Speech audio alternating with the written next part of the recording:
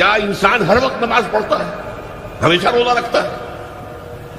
جب اللہ کہہ رہا میں نے تو پیدا ہی کیا میری عبادت کے لیے، کوئی اور کام اگر وہ کر رہا ہے تو وہ میرے مقصد تخلیق کے خلاف کر رہا ہے۔ وما خلقت الجن والانس الا لیعبدون، میں نے تو جنوں اور انسانوں کو صرف اس لیے پیدا کیا کہ میری عبادت کریں۔ تو اصل میں بات کیا ہے؟ یہ نماز، روزہ، حج اور زکوٰۃ یہ بھی عبادات تو ہیں، اصل عبادت کچھ اور ہے۔ اصل عبادت کیا ہے؟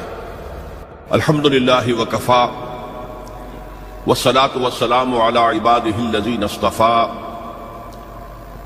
خصوصاً علی افضلهم وخاتم النبیین محمد الامین وعلی آلہ وصحبہ اجمعین۔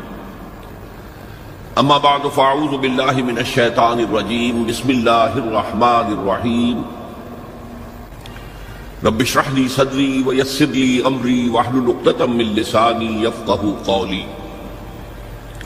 اللہم ربنا الہمنا رشدنا واعذنا من شرور انفسنا، اللہم ارنا الحق حقا وارزقنا اتباعہ وارنا الباطل باطلا وارزقنا اجتنابہ، اللہم وفقنا لما تحب وترضى، آمین یا رب العالمین۔ معزز حاضرین اور محترم خواتین، السلام علیکم ورحمۃ اللہ وبرکاتہ۔ آپ کے علم میں ہے کہ میرا آج کی گفتگو کا عنوان ہے کلمہ طیبہ، اور اس کے حوالے سے یا اس کی روشنی میں ہمارے دینی فرائض۔ بچپن میں مجھے امید ہے کہ بہت سے لوگ خوش نصیب ایسے ہوں گے اس مجمع میں جن کی تعلیم کا آغاز قاعدہ یسرنا القرآن سے ہوا ہو یا نورانی قاعدے سے ہوا ہو، اور پھر اس کے بعد حضرت مولانا مفتی کفایت اللہ رحمۃ اللہ علیہ کے کتابچے تعلیم الاسلام جو ہے انہیں پڑھائے گئے ہوں۔ ظاہر بات ہے کہ آج کل وہ رواج ختم ہو چکا ہے۔ آج کا ہمارا دور مادہ پرستی کا ہے۔ ہماری تعلیم میں بھی آپ کو معلوم ہے کہ کنڈر گارڈن جو ہے اس سے بات شروع ہوتی ہے، اور ممی اور پاپا یہ الفاظ جو ہیں وہ بچوں کو سکھائے جاتے ہیں۔ اللہ اور اس کے رسول کا نام عام طور پر نہیں پڑھایا جا رہا۔ لیکن یاد ہوگا آپ کو کہ اس سلسلے میں سب سے پہلے ایمان مفصل، ایمان مجمل یاد کرائے جاتے تھے۔ ایمان کیا کیا ہے؟ پھر 6 کلمے پڑھائے جاتے تھے۔ یہ 6 کلمے یوں سمجھیے کہ اسلام کی تعلیمات کا لب لباب اور خلاصہ ہے۔ ان میں سے پہلے 2 کلمے کیا ہیں جو اہم ترین ہیں؟ کلمہ طیبہ، لا الہ الا اللہ محمد رسول اللہ صلی اللہ علیہ وسلم۔ یہ مختصر ترین کلمہ ہے، اسے ہم کلمہ طیبہ کہتے ہیں، اور یہ سمجھیے کہ ہمارے دین کی جڑ اور بنیاد اور اساس ہے۔ دوسرا کلمہ اسی میں لفظ شہادت کا اضافہ ہو کر اشہد ان لا الہ الا اللہ واشہد ان محمد رسول اللہ صلی اللہ علیہ وسلم۔ یہ کلمہ شہادت جو ہے یہ اسلام میں داخلے کا شاہ درا ہے۔ شاہ درا، در کہتے ہیں دروازے کو، شاہ درا بہت بڑا دروازہ ہے۔ جو لوگ دلی سے واقف ہیں انہیں یاد ہوگا، معلوم ہوگا کہ دلی جو ہے وہ جمنا ندی یا جمنا دریا کے مغرب میں واقع ہے، اور مشرق سے جو بھی آتا ہے یو پی سے، اس کو پہلے ایک قصبے سے گزرنا پڑتا ہے، جس کے بعد پل آتا ہے جمنا کا، اور اس قصبے کا نام ہے شاہدرہ۔ اسی طرح کا شاہدرہ ایک لاہور میں ہے۔ لاہور جو ہے وہ راوی کے جنوب مشرقی کنارے پر ہے، آباد ہے شہر۔ اب جو بھی پشاور سے، سرحد سے، اسلام آباد سے، پورے پنجاب سے لوگ آتے ہیں تو انہیں لاہور میں داخل ہونے کے لیے دریائے راوی کراس کرنا ہوتا ہے، لہذا وہاں بھی ایک قصبہ ہے جس کا نام شاہدرہ ہے۔ شاہدرہ یہ بڑا در ہے کہ جس سے داخل ہو کر آپ دلی میں یا لاہور میں داخل ہوں گے۔ اسی طرح میں نے عرض کیا کہ اسلام میں داخلے کے لیے شاہدرہ جو ہے وہ ہے اشہد ان لا الہ الا اللہ واشہد ان محمد رسول اللہ صلی اللہ علیہ وسلم۔ آج میں انہی 2 کے حوالے سے آپ کے سامنے کچھ باتیں رکھ رہا ہوں۔ باتیں بالکل بنیادی ہیں، اور میں سمجھتا ہوں کہ آپ کے ذہنوں کے اندر موجود ہیں۔ صرف یہ ہے کہ آپ نے شاید زیادہ کبھی شعوری طور پر توجہ نہ دی ہو اور ان کے بارے میں کہیں گہرا غور و فکر نہ کیا ہو.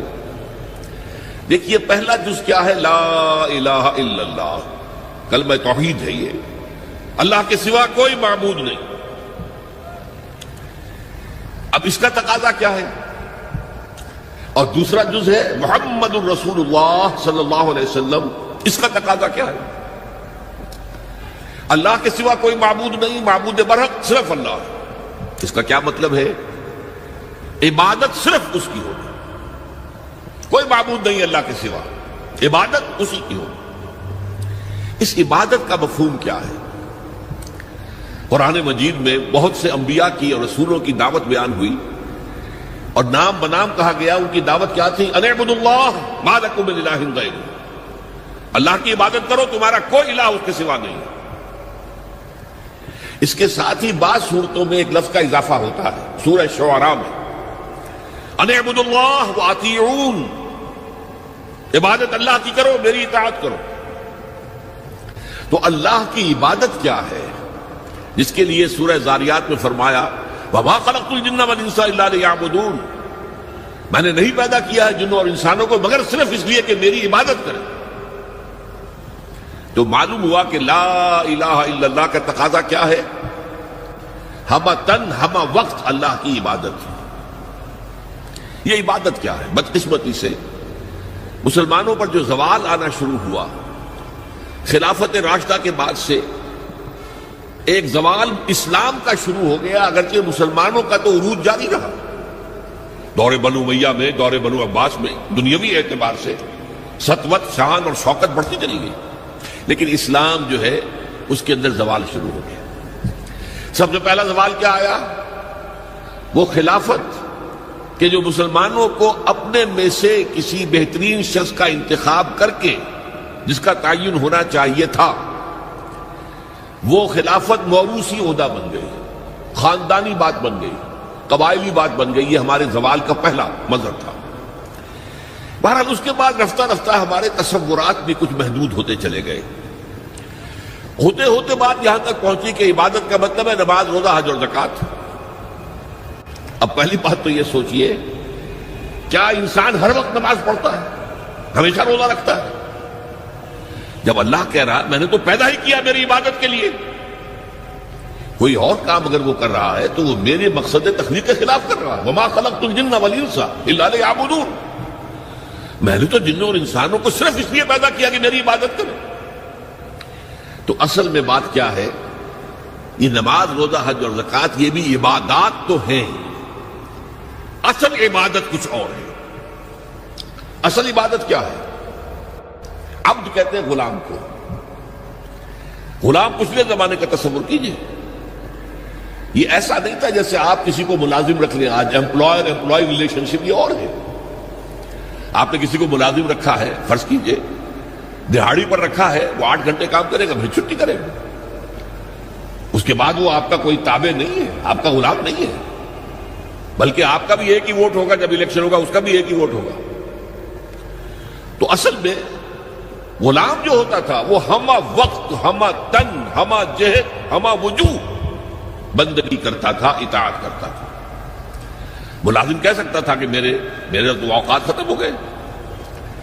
آپ نے کسی کو رکھا خانسامہ کی حیثیت سے، اور فرض کیجئے ابھی فلش سسٹم نہیں آیا تھا تو بیت الخلاء جو ہے آپ جس طرح کے ہوتے تھے سب کو یاد ہے.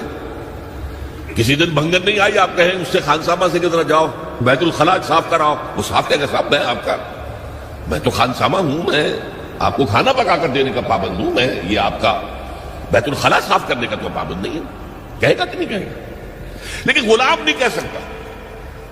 غلام تو ملکیت ہے، وہ 24 گھنٹے کا مطیع ہے، جو کام کہا جائے کرنے پر مجبور ہے، انکار نہیں کر سکتا. اور آپ کو معلوم ایک اور بات ہونی چاہیے کہ غلام تو خود مملوک ہوتا ہے، اس کی ملکیت کوئی نہیں ہوتی. آقا نے کوئی اگر کوٹھڑی دے دی ہے کہ تم رات کو اس میں سو جایا کرو تو کیا وہ اس کوٹھڑی کا مالک ہو گئے؟ آقا نے کوئی چارپائی دے دی ہے اس پر سویا کرو تو کیا چارپائی کا مالک ہو گئے؟ نہیں، قتل نہیں، خود مملوک ہے. اور پچھلے زمانے میں غلاموں کا معاملہ کیا تھا؟ آقا جب چاہے ذبح کر دے، قتل کر دے، کوئی مقدمہ نہیں بنے گا، نہ 302 کا نہ 304 کا. کیوں؟ جیسے آپ کی بکری آپ کی ملکیت تھی، آپ نے ذبح کیا، گوشت کھا لیا، کوئی پوچھ سکتا ہے آپ سے؟ میری بکری تھی بھائی، میں نے ذبح کیا. Who are you to ask me؟ اسی طرح غلام میری ملکیت ہے، میں نے قتل کر دیا، میں نے اپنا نقصان کیا ہے نا. میں اس غلام کو فروخت کرتا تو کچھ پیسے مل جاتے مجھے، لیکن اختیار میرا ہے، میں نے اسے قتل کر دیا. اس معنی میں اللہ کا غلام بن جانا، اللہ کا بندہ بن جانا. یہ بندہ جو ہے یہ فارسی کا لفظ ہے، عبد عربی کا لفظ ہے. عبد سے عبادت بنا، بندے سے بندگی بنا. چنانچہ شیخ سعدی کا شعر ہے مشہور، جو مسجدوں میں پہلے لکھا جایا کرتا تھا. آج کل تو ہمارا نئی قسم کی مسجدوں کے ڈیزائن بنتے ہیں نا. پچھلے زمانے میں کیا ہوتا تھا؟ اس در کے اوپر چوکٹا بنا ہوا ہے، روز محشر کے جان گداز بود اولی پرسش نماز بود. وہ قیامت کا دن جو بہت سخت ہے، پہلا حساب نماز کا ہوگا. اور یہ شعر میں لکھا ہوتا تھا، زندگی آمد برائے بندگی، زندگی بے بندگی شرمندگی. یہ زندگی ہمیں ملی ہی بندگی کے لیے ہے. وما خلقت الجن والانس الا لیعبدون. تو اگر ہم بندگی نہیں کرتے اللہ کی تو شرمندگی ہی شرمندگی ہے. گویا کہ ہم اپنے مقصد تخلیق کو تو پورا نہیں کر رہے. آپ نے قلم بنایا تھا لکھنے کے لیے، لکھتا نہیں ہے تو اٹھا کے پھینک دیں گے، آپ اس کو کوڑے میں ڈالیں گے. لہذا انسان کی تخلیق اور جنوں کی تخلیق بندگی کے لیے ہوئی. زندگی آمد برائے بندگی، زندگی بے بندگی شرمندگی. یہ ہما وقت، ہما تن، ہما وجوہ، ہما جہد اللہ کی اطاعت. یہ ہے عبادت. اس عبادت کے لیے عبادات ہمیں دی گئی ہے. جیسے یہ اگر کھڑا ہوا ہے شامیانہ تو آپ نے دیکھا یہ جو بانس کھڑے ہوئے ہیں، یہ عبادت جو ہے اس کی چھت سمجھ لیجئے 4 ستونوں پر کھڑی ہے. نماز، روزہ، حج، زکات. نماز کس لیے؟ تاکہ 5 مرتبہ تازہ کر لو اللہ سے عہد بندگی، ایاک نعبد و ایاک نستعین. کہیں بھول مت جانا. صبح ہوئی ہے، پہلے اپنا اللہ سے بندگی کا عہد تازہ کر لو، پھر دکان پہ جانا، پھر دفتر میں جانا، اور پھر دوپہر میں پھر نکلو، پھر تازہ کرو. وہ آپ کا لنچ آور ہوگا لیکن اس میں اللہ کو پہلے یاد کرو. پھر جب بہت زیادہ ایکٹیویٹی کا ٹائم ہوتا ہے شام کا، پھر یاد کرو اللہ کو عصر کے وقت، پھر مغرب کے وقت، پھر رات کو عشاء. 5 دفعہ یاد کرو اقم الصلاۃ لذکری، کہ تمہیں یہ بات یاد رہے کہ ہم اللہ کے بندے ہیں اور ہمارا کام بندگی ہے. ہما تن، ہما وجوہ، ہما وقت اللہ کی عبادت. روزہ کیوں دیا؟ تاکہ نفس کے اندر جو شیطنت ہے، ان النفس لامارۃ بالسوء، اس نفس کو کنٹرول کرنے کی عادت ہو جائے. بھوک برداشت کرو. کسی وقت کھانے کو حلال چیز نہیں مل رہی تو بھوک برداشت کرو، فوراً کسی حرام شے کے اندر منہ نہ مار دو. تمہارے اندر عادت ہونی چاہیے. پیاس شدید لگی ہوئی ہے تو اگر کوئی صحیح مشروب نہیں ہے تو ایسا نہ کرو کہ کیا کریں یہاں پر تو سوائے جو شراب کا کچھ ملتا ہی نہیں تو لو شراب ہی پیتے ہیں. اس کے لیے مشق کرانے کے لیے 30 دن صبح سے شام تک جائز مشروب بھی نہ پیو، جائز کھانا بھی نہ کھاؤ، تاکہ تمہارے اندر صلاحیت پیدا ہو جائے کہ باقی 11 مہینوں میں ناجائز سے تو بچو. یہ ہے عبادت کے ساتھ ان عبادات کا تعلق. ایک بڑی ہمارے اندر جو ہے نفس کی خواہش، دولت پرستی، اس کو نکالنے کے لیے صدقہ، خیرات، انفاق، خرچ کرو.